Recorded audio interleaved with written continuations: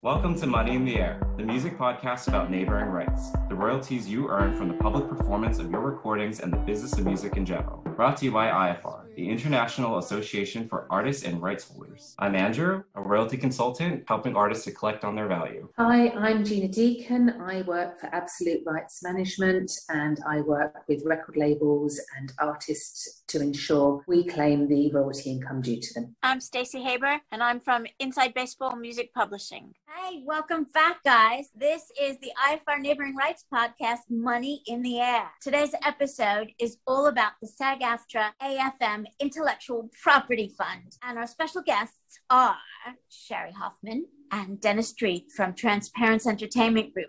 And the actual name of the fund is the AFM and SAG-AFTRA Intellectual Property Rights Distribution Fund. Very long title. Worldwide, everybody just calls it the fund. I'm the former COO and now the CEO of Transparency Entertainment Group. Dennis and I formed that organization in 2017, late 2017, early 18, so that we can do even a better job of helping all types of music creators get their money without the middlemen. I'm Dennis Street. I actually was the CEO of the AFM and SAG-AFTRA Intellectual Property Rights Distribution Fund. Since the inception, I actually started that fund at the end of 1999 and was their executive director, CEO, up until 2017.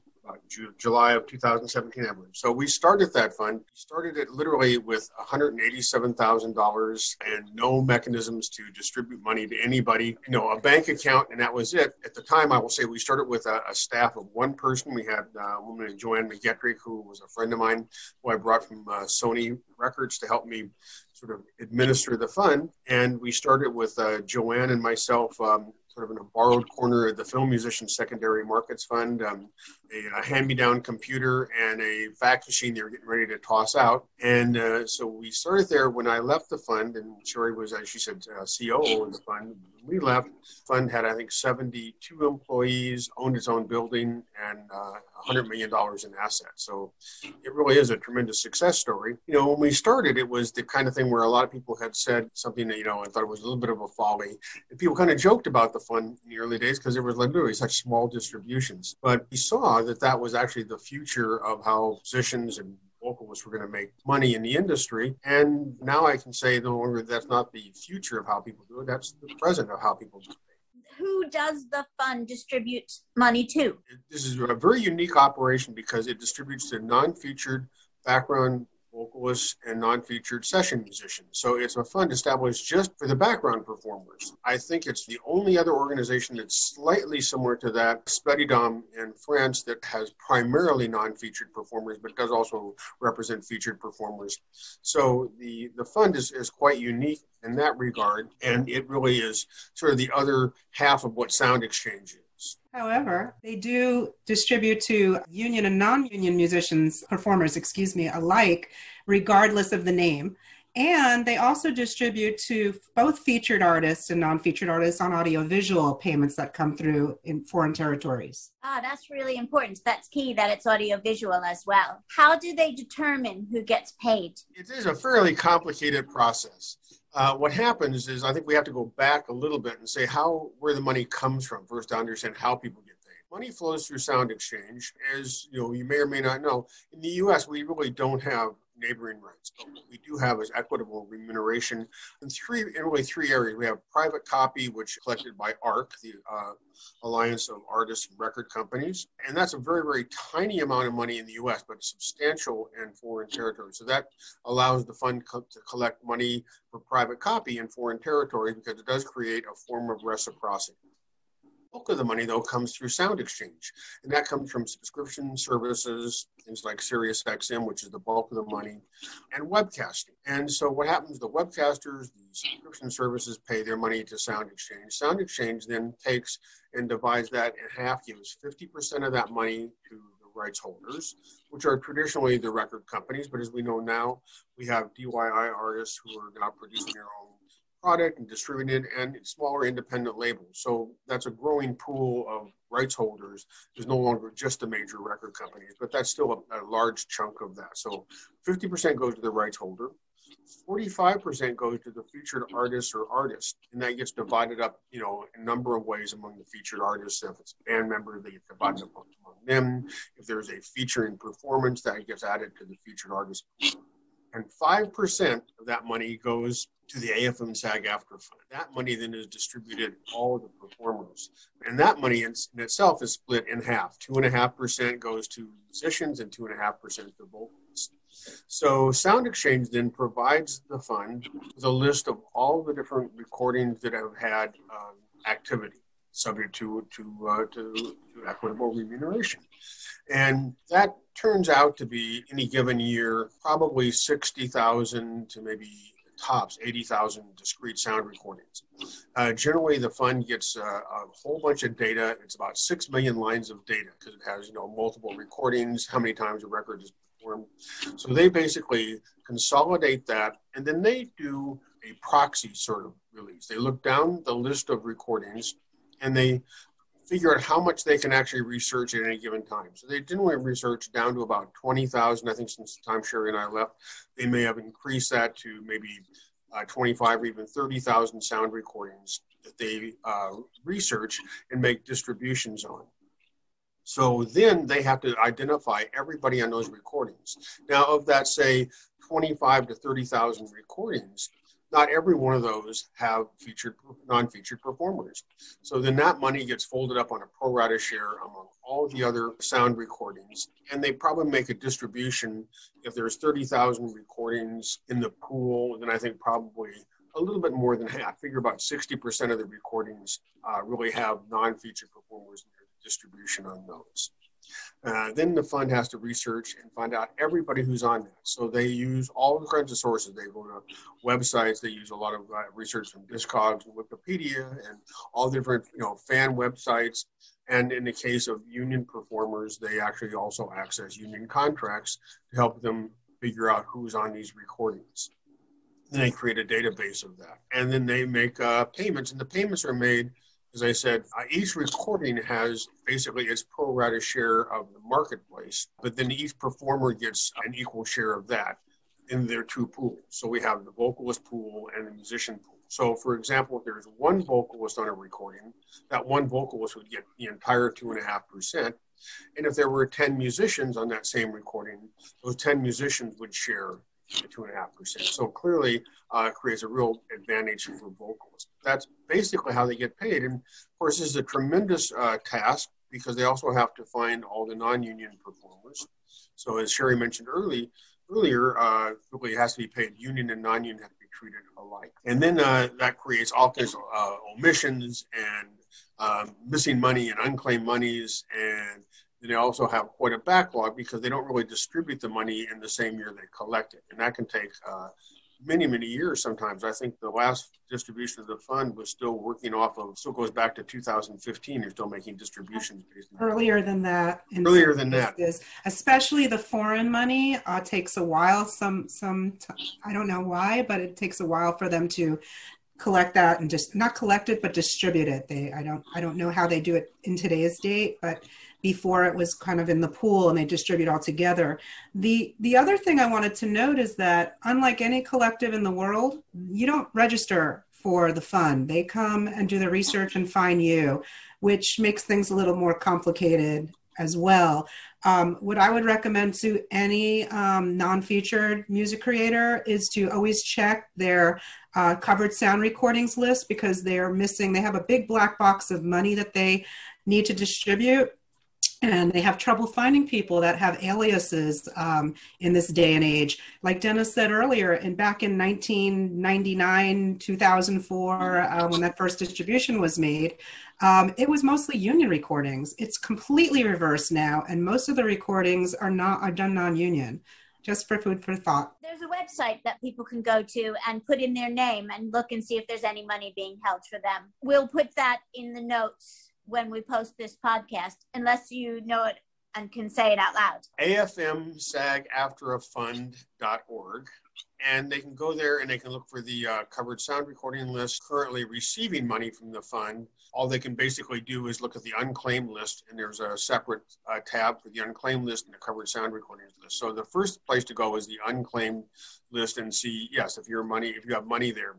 And that becomes somewhat complicated because many people have similar names. It doesn't tell you which one you are. So you have to basically put a missions claim in, and then there's a lot of questions about which recordings that you performed on. If you've already been collecting money from the fund, you can then also look at the covered sound recordings list and see the credits on that. You can't see the credits on it unless you've already been receiving money from the fund and are registered for their primary access. Registered and logged in. Yeah, it's a really cumbersome process, but I wish it were easier. It's somewhat complicated, but there's a substantial amount of money. I mean, we found in one fell swoop, we found $100,000 for our clients. It can be substantial. Finding $30,000, $40,000 for somebody is not unheard of. These are substantial payments. The collections just from Sound Exchange are roughly $60 million a year, not counting the foreign monies that come in. There's a lot of money out there, and there are oftentimes, as Sherry mentioned, they just haven't found everybody on those particular recordings. There's always questions about producers, and especially in this day and age, as we have more and more producers who are working, especially in the urban space, or really kind of do everything. They're oftentimes one of the songwriters. They create the tracks. They make the beats. They do all these things, and oftentimes list themselves strictly as producer. Now, if they get an LOD, or letter of direction, from the artist, they can actually collect some money from Sound Exchange, but just as the producer. But oftentimes, if they've performed anything, if they've made an audible contribution to a recording, which is pretty much the case for all of these people, and what is the triggering factor to get some kind of neighboring rights royalties, we'll just call, for argument's sake, we'll call these neighboring rights. They're akin to neighboring rights. They're not exactly neighboring rights, but you have to make an audible contribution. So most people list themselves as producer and think that sounds great. Being the producer sounds nice and sexy, and you're like really important. You were a producer, and you list nothing else. Now, that's great, except that being the sexy producer does the very unsexy thing of not getting you royalties. So if you want to be paid, which is much sexier than not being paid in my mind, so you need to list all the performances you do. So oftentimes if somebody has played keyboards, they've sung background vocals, they've programmed the sequencer to make the beats and do the drum programming. All those are audible contributions to the recording. A hand clap, a shout. Speaking on a recording where a lot of hip hop people will be speaking before, in any like mixed track, like on any Rihanna album or Cardi B, you'll hear one of the producers usually talking in the beginning to get their credit on the vocal side.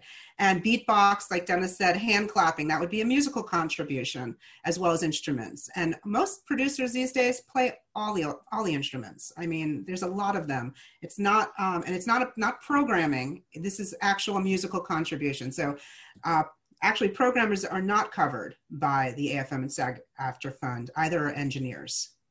Except to the extent that if you programmed what turned into a musical performance. So if you program a sound, that's not really, making an audible contribution. However, if you program a sequencer that results in a performance, in that case, you do get credit as a non-featured performer. So it's important that these producers actually become non-featured performers, because they can actually, in some cases, they may have the entire 2.5%. In some cases, they may have the entire 2.5% as the vocalist, as a background vocalist, 2.5% as a musician. Meaning that they get 5%, which they're going to really do better than they would from their LOD as a producer with Sound Exchange, if they're able to get that. So that's not a guaranteed. But if you perform on a recording that's on the covered sound recording list, and you can prove your performance, you're guaranteed a royalty with that. So that's a big difference. In the case of, you can be a producer with an LOD and still be a non-featured performer, but you can't be a featured artist.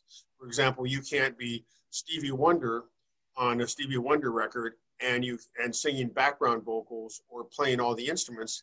You can't get paid then as the musician from the fund. You can only get paid as the featured artist from Sound Exchange.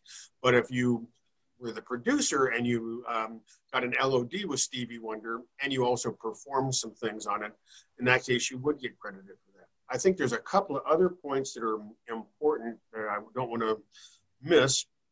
And one is that the way the fund is structured is they collect for union and non-union performers in the U.S.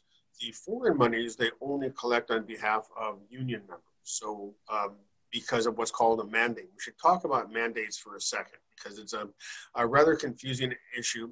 And maybe for the audience, so we can define a term a little bit better, a mandate is something you should look at as a limited power of attorney. It basically is your right to collect money from a collective management organization, or your right to cede that to somebody else to do it on your behalf.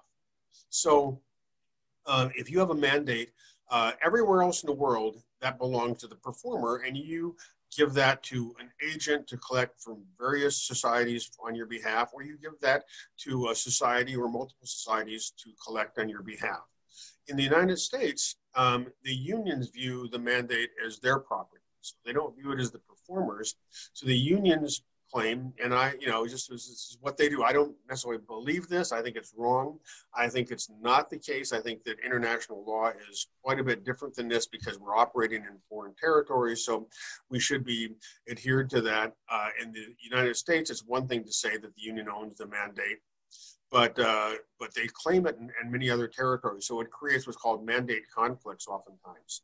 So somebody who is a union member, but they want to have another society collect for them in a foreign territory, oftentimes the AFM or SAG-AFTRA claims that they hold that person's mandate and they don't release it to those societies. So, that's bad because what that means is that if more than one entity claims a mandate for a performer, that basically puts that money in suspense. It puts a hold on those royalties. So it's not a matter of they can get paid in some territory, that money just gets on hold until it's resolved. So oftentimes, that having multiple kind of claims on a single mandate causes a great deal of problems. Many societies have stopped honoring the union's mandates. So it's gotten a little bit easier as a workaround, but I still think probably not the best situation. Yeah, it's because the rest of the world believes in the performer's right to choose who they want to represent them, rather than the way the fund perceives it. This is not an issue with Sound Exchange nor ARC, as far as I know, they will release. I also have had some successes with SAG-AFTRA side. If you're a vocalist, you just have to write to SAG-AFTRA and request that release, and it's usually granted without question. Sometimes we have mandates that are claimed by people who aren't union members. If somebody has worked on a union session just one time, the union will claim them. We've had situations where the unions are claiming mandates for people they've even expelled. So they've tossed somebody out of the union, but they won't release their mandate. So it's a very complicated landscape. And so if people have issues with mandates, they can certainly contact us and we can at least advise them. And we can advise them what to do, regardless of their being a client of ours or not. We're happy to help people just get their money. That's great. Thank you very much on behalf of everybody listening. Can you also please explain what being Taft-Hartley means? Sure. Sherry, do you want to take that one or do you want me to? Sure. Taft-Hartley is when you record for a particular company, you are required to register and join the union within, I think, 30 days, but you're supposed to join the union, and that's like on an employer by employer basis. So you can work for another employer, and then you're supposed to join the union, or they may refuse you to be able to be on that session.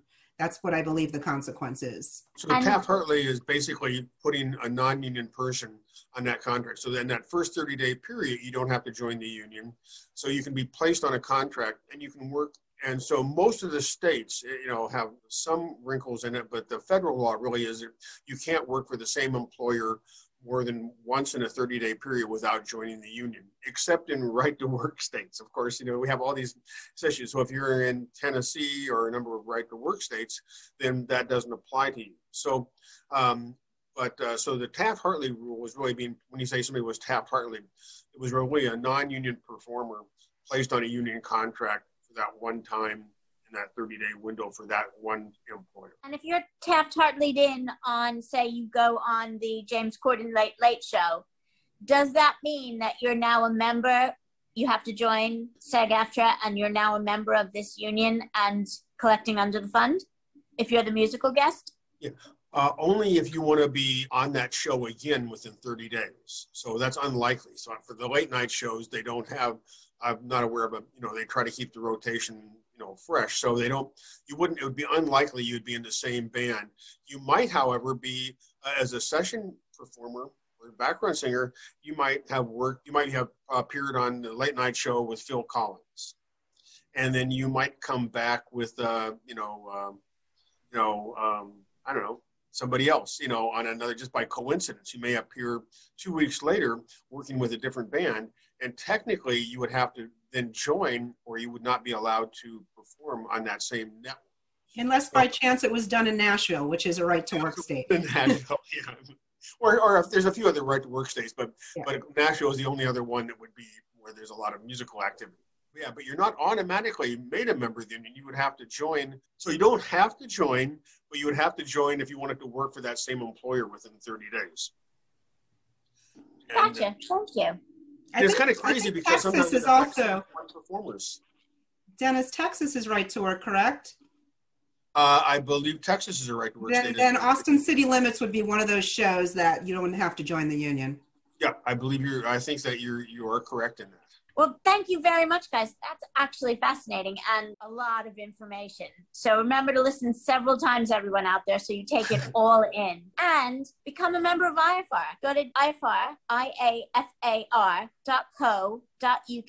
and join us, and then you'll have this on demand. Thanks for listening. See you next week.